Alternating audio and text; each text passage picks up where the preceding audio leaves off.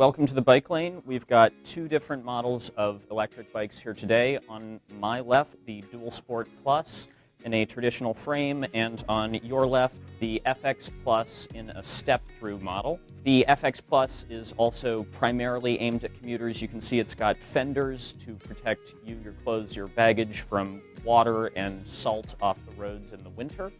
It also comes with a rack and a bell so that you can ding-ding your way around everybody on the trail and ensure that you've got a space to put all your gear, your laptop, an extra jacket, whatever you need. That rack is also meant to pair with all of the other bags and accessories from Trek's lineup. They are waterproof, there are baskets available, whatever you need to ensure that you can bring everything you need with you. The Dual Sport has a slightly wider, slightly grippier tire. It does not have fenders or a rack, but can be outfitted with both should you need it. The main benefit of the Dual Sport is that it is slightly more stable off-road as a result of that wider tire with a bit more grip. The Dual Sport would be more comfortable off-road because of that wider, more plush tire. You can also see when you look at the two tires that one has notably more tread on top, and the other has a flat center spot that would not handle as well off-road as the Dual Sport. In my mind, it would be far better suited to places with packed gravel roads rather than dedicated asphalt or concrete commutes to work.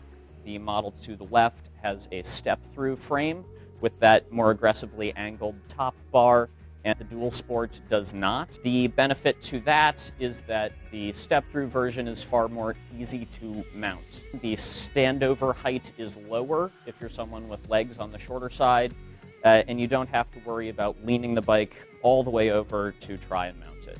Both models have the same internally mounted battery. The battery is a 250 watt-hour battery with 3 levels of pedal assist. Both have chargers mounted into the down tube. The charger comes with the bike. You just simply need to roll it up into your garage next to the charger and plug it in. Pedal assist is key here because it means that the electric bikes from Trek are still legally bikes. Both of these bikes in their lowest level of assist will last about 35 miles. But should you have a longer commute or should you be planning a longer ride on the weekend, they can both be fitted with a range extender that will double that distance to 70 miles.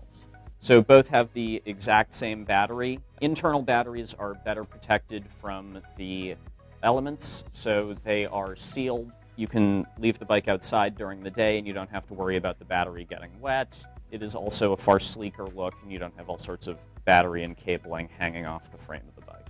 Both of these clock in right around 35 to 40 pounds, depending on what you've got it kitted out with. That is on the lighter side for an e-bike.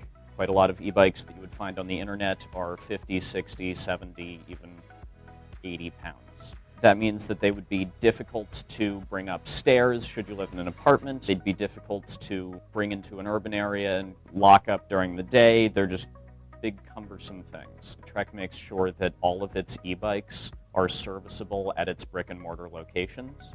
The level of assist and the motor are incredibly easy to both turn on and off and adjust while you're riding. They are turned on and off and then altered while you're riding with a really simple interface on the left-hand side. There is an on and off button and a plus and minus button to make it either easier to pedal or less should you need less. The pedal assist system is an adaptive ratio system. So if you are pedaling to an amount that would equate on a normal bike to 5 or 6 miles an hour, on one of these with that ratio system, you would actually be going 10 to 12 miles an hour. The Dual Sport is right at 2,400 and the FX Plus is right at 2,500. For that extra $100, you get the fenders and the rack, and for those of you who care about that, the lovely teal green. The Dual Sport, as it comes without those, but is capable of using them should you be interested in doing so, is a little less expensive. There is a myth that e-bikes are cheater bikes. That is absolutely not the case. They are aimed to get more people out cycling. That's our goal here at the Bike Lane. Just because they've got a battery on them does not mean that you are not exerting yourself when you're using them. You can use the pedal assist system to exert yourself more or less, but you are still working your legs. You can lose weight with these just as easily as you could with a spin bike in a gym or with a traditional bike.